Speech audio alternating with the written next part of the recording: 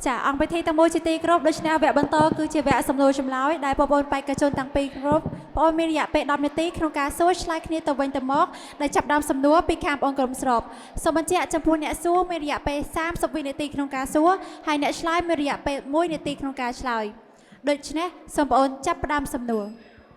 សួស្តីមិត្តក្រុមបដិសេធហើយខ្ញុំក៏មានសំណួរមួយចង់ចាត់ទៅសួរខាងមិត្តថាបើយុទ្ធតាមផែនការពហុវិស័យជាតិស្តីពីការពារនិងប្រយុទ្ធប្រឆាំងជំងឺមិនឆ្លងនៅឆ្នាំ2018ដល់ឆ្នាំ2027គឺបានសូមបញ្ជាក់ឲ្យយើងឃើញថាជំងឺមិនឆ្លងមួយដូចជាជំងឺទឹកនោមផ្អែមជំងឺបេះដូងនិងជំងឺមហារីកគឺភាគច្រើនកើតទៅលើប្រជាជនដែលខ្វះការយល់ដឹងពីសុខភាពរបបអាហារនិងទំនៀមទម្លាប់នៃការរស់នៅរបស់ពួកគេតើប្រសិនបើប្រជាជនខ្វះការយល់ដឹងពីសុខភាពរបស់ខ្លួនបានគ្រប់ជ្រុងជ្រោយទេតើសួរថាតើសុខុមាលភាពសង្គមអាចកើតមានឡើងបានយ៉ាងដូចម្តេចទៅមិត្តក្រុមបដិសេធចាសូមអរគុណមិត្តសម្រាប់សំណួរមិត្តបានលើកឡើងអំពីតាក់ទងជាមួយនឹងគោលនយោបាយដែលនិយាយពីជំងឺមិនឆ្លងដែលកង្វះការយល់ដឹងក៏ប៉ុន្តែមិត្តច្បាស់ទេថាមានតែការយល់ដឹងតែមួយមុខអាចធានានូវសុខុមាលភាពសង្គមបានពេញលេញនោះពេលខ្លះការយល់ដឹងបូករួមផ្សំជាមួយនឹងគ្មានការអនុវត្តទៅបង្កើតបានចេញជាជំងឺមិនឆ្លងនេះហើយនាងខ្ញុំក៏សូមបញ្ជាក់ទៅកាន់មិត្តផងដែរថាពួកយើងមកទីនេះមិនមែនបដិសេធមិនអោយប្រជាពលរដ្ឋមិនមានការយល់ដឹងទៅលើសុខភាពនោះទេក៏ប៉ុន្តែពួកយើងបដិសេធត្រង់ចំណុចថាការយល់ដឹងជាកត្តាចម្បងពីព្រោះថាពួកយើងមានអំណាចដែលជាសក្ខីបង្ហាញយ៉ាងពេញលេញថាត្រង់ចំណុចនេះកត្តានេះការយល់ដឹងពីសុខភាពគឺគ្រាន់តែជាកត្តាបន្ទាប់បន្សំតែប៉ុណ្ណោះព្រោះយោងទៅតាមអង្គការសុខភាពពិភពលោកបានបង្ហាញយ៉ាងច្បាស់ផងដែរថាប្រជាជនទូទាំងពិភពលោកមានភាគរយច្រើនណាស់ដែលយល់ដឹងអំពីការជក់បារីនិងផលប៉ះពាល់ផ្សេងហើយប្រជាជន60%ទៅហើយពួកគាត់មានបំណងចង់ផ្ដាច់នៅក្នុងការឈប់ប្រើប្រាស់បារីនោះទេក៏ប៉ុន្តែប្រជាជនចំនួនប្រជាជននៃការប្រើប្រាស់បារីគឺមានការកើនឡើងពីមួយឆ្នាំទៅមួយឆ្នាំប្រមាណជាង 1.2 លានអ្នកឯណោះនិងបណ្ដាលឲ្យមនុស្ស7លានអ្នកត្រូវបានស្លាប់ជារៀងរាល់ឆ្នាំដោយសារតែមើលឃើញពីបញ្ហាទាំងអស់នេះហើយទើបទាំងតលហេកទាំង3របស់ក្រុមបដិសេធយើងមកថ្ងៃនេះគឺដើម្បីពង្រឹងការអនុវត្តលើការអប់រំសុខភាពដើម្បីឲ្យប្រជាពលរដ្ឋពួកគាត់ចេះមានឆន្ទៈមួយនៅក្នុងការកែប្រែរអេរយាប័តមួយណាដែលប៉ះពាល់ទៅដល់សុខភាពរបស់ខ្លួនទើបអាចធានាដល់សុខុមាលភាពសង្គមពិតប្រាកដអរគុណហើយនាងខ្ញុំក៏សូមផ្ទេរវេទិកាបន្តអរគុណមិត្តហើយខ្ញុំក៏សូមបន្ថែមទៅកាន់ការលើកឡើងរបស់មិត្តភក្តិខ្ញុំផងដែរថាបើទោះបីជាយ៉ាងណាក៏ដោយក៏គោលចំហរបស់មិត្តក្រុមស្របគឺពុំទាន់បានឆ្លើយតបពេញលេញទៅនឹងប្រធានបទឡើយពីព្រោះថាមានតែការយល់ដឹងគឺមិនអាចដោះស្រាយបញ្ហាដែលកើតមានឡើងនៅក្នុងសុខុមាលភាពសង្គមនោះទេណាមិត្តហើយមួយវិញទៀតតាក់ទងជាមួយនឹងតលហេកទី2ដែលមិត្តបានលើកឡើងថាប្រសិនបើមានការយល់ដឹងក៏ដូចជាអក្ខរកម្មផ្សេងៗហ្នឹងគឺជួយកាត់បន្ថយជំងឺរហូតដល់ 80% ក៏ប៉ុន្តែសូមថាមិត្តច្បាស់ទេថាបើសិនជាមានការយល់ដឹងហើយពួកគាត់នឹងមិនយកទៅអនុវត្តដោយផ្ទាល់នោះពីព្រោះថាសុខុមាលភាពសង្គមមិនមែនជារឿងដែលងាយស្រួលនៅក្នុងការសម្រេចបាននេះទេពាក្យថាធានានៅសុខុមាលភាពសង្គមធានាគឺយើងត្រូវការសកម្មភាពដែលទាមទារឲ្យមានការអនុវត្តដោយផ្ទាល់ទើបអាចលើកកម្ពស់ដល់សុខុមាលភាពសង្គមបានប្រកបទៅដោយប្រសិទ្ធភាពដោយសារតែជាក់ស្ដែងបើយោងទៅតាមយុទ្ធសាស្ត្របញ្ចកោណដំណាក់កាលទី1ត្រង់បញ្ចកោណទី1មុំទី3ការលើកកម្ពស់សុខភាពនិងសុខុមាលភាពប្រជាជនដែលនៅក្នុងអត្ថិភាពទី4គឺបានចែងយ៉ាងច្បាស់ថាពីការបង្កើននៃការអប់រំផ្សេងៗជូនទៅដល់ប្រជាពលរដ្ឋដើម្បីឲ្យពួកគាត់មានការគ្រប់គ្រងការបង្ក្រាបបញ្ហាផ្សេងៗតាក់ទងជាមួយនឹងជំងឺនឹងជាពិសេសគឺមានការថែទាំសុខភាពឲ្យបានត្រឹមត្រូវដែលនេះហើយទៅជាសុខុមាលភាពសង្គមដែលយើងចង់បានពិតប្រាកដអរគុណហើយខ្ញុំក៏សូមផ្ទេរវេទិកាមួយនេះទៅកាន់មិត្តរបស់ខ្ញុំជាបន្ត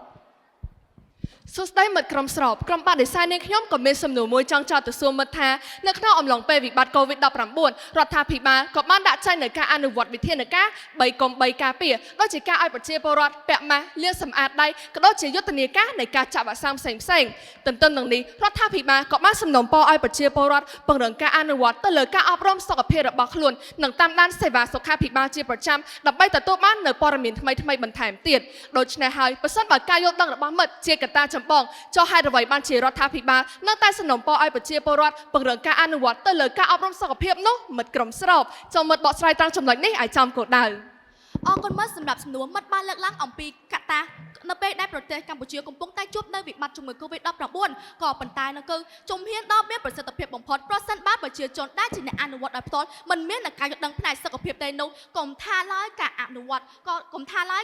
សូម្បីតែវិធានការក្នុងការការពារនៃការរីករាលដាលនៃជំងឺ COVID-19 ក៏មិនអាចទប់ស្កាត់បានដែរណាអង្គវេទិកាទាំងមូលហេតុដូច្នេះហើយគឺមានតែការអនុវត្តបូកផ្សំជាមួយនឹងចំណេះដឹងនៃការយល់ដឹងរបស់ប្រជាជនតែប៉ុណ្ណោះទើបអាចធានាបាននៅសុខុមាលភាពរបស់ប្រទេសជាតិមិនថាស្ថិតនៅក្នុងតំបន់ឬក៏កន្លែងណាក៏ដោយឲ្យតែមានចំណេះដឹងនៃការយល់ដឹងអំពីសុខភាពនោះជំហានដ៏មានប្រសិទ្ធភាពបំផុតគឺនៅតែកើតឡើងជានិរន្តរ៍ហើយរូបនាងខ្ញុំក៏សូមតែវេទិកានេះទៅកាន់មិត្តរបស់ខ្ញុំជាបន្ត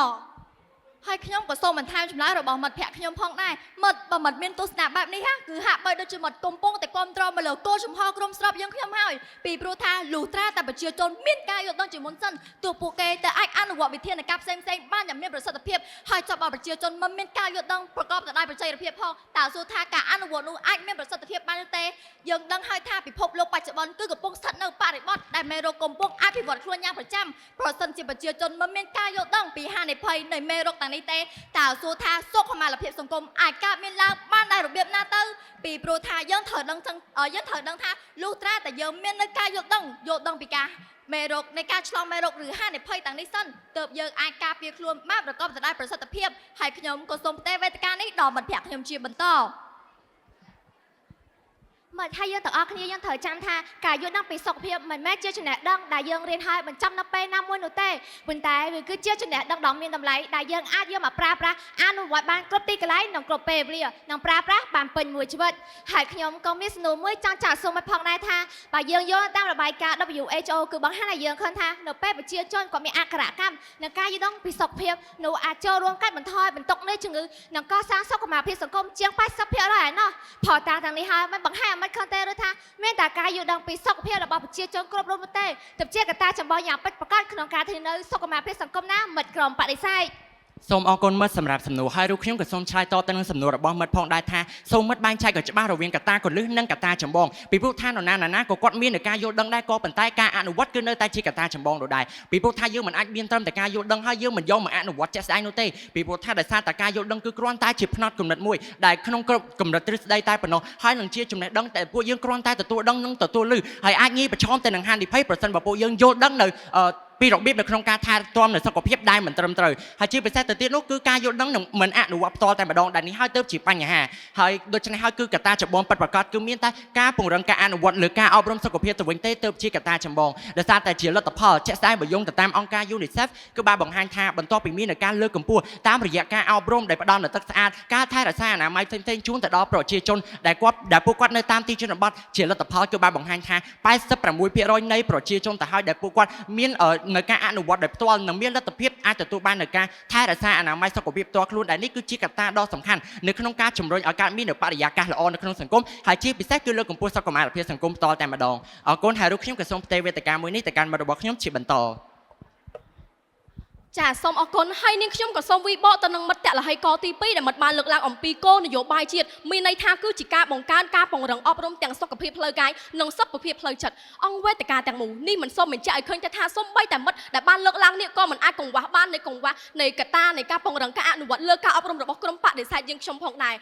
បើការយល់ដឹងពិតជាសំខាន់មែនចុះហេតុអ្វីរាល់គ្រប់ឯកសាររបស់មិត្តតែងតែមានការលើកឡើងពីវិធានការរបស់រាជរដ្ឋាភិបាលក្រសួងពាក់ព័ន្ធនានាដើម្បីចាត់វិធានការនោះបញ្ជាក់ផងដែរថាការយល់ដឹងតែមួយមុខមិនមែនជាកត្តាចម្បងនោះទេបើយើងនៅតែត្រូវការចាត់វិធានការពីរាជរដ្ឋាភិបាលម្យ៉ាងវិញទៀតនាងខ្ញុំសូមផ្ដល់ជាឧទាហរណ៍ជាក់ស្ដែងមិនថាខ្ញុំមិត្តក្រុមស្របនិងអង្គពិធីទាំងមូលយើងប្រកាសជាដឹងហើយថានៅពេលណាដែលយើងប្រើប្រាស់បារីគឺបំផ្លាញទៅដល់សួតទាំងការផឹកស្រាទៅដូចជាការពិសានៅភេទជ្ជៈកំប៉ុងនានាផ្សេងៗគឺសិតសឹងតែប៉ះពាល់ដល់សុខភាពក៏ប៉ុន្តែចំណុចមួយសួរថាចុះហេតុអីក៏ប្រជាពលរដ្ឋនៅតែប្រឈមមុខជាមួយនឹងបញ្ហាជំងឺមិនឆ្លងនានានោះក៏ដោយសារតែកង្វះការអប់រំលើការអនុវត្តសុខភាពនេះឯងជាដំណោះស្រាយយោងទៅតាមប្រសាសន៍របស់ឯកឧត្តមឈៀងរារដ្ឋមន្ត្រីក្រសួងសុខាភិបាលបានលើកឡើងផងដែរថាដើម្បីឆ្លើយតបជាមួយនឹងការពារនៅជំងឺមិនឆ្លងជាង200ប្រភេទគឺយើងត្រូវចាំបាច់កែប្រែរកអរិយាប័ត្រអវិជ្ជមានរបស់ប្រជាពលរដ្ឋចេញមានន័យថាទោះមានការយល់ដឹងក៏ទ្រាំទាឲ្យមានការអនុវត្តផងដែរទើបលេចចេញជាសមិទ្ធផលនេះហើយគឺទើបជាចម្លើយចំគោលដៅអរគុណហើយនាងខ្ញុំក៏សូមទេវេទកាបន្ត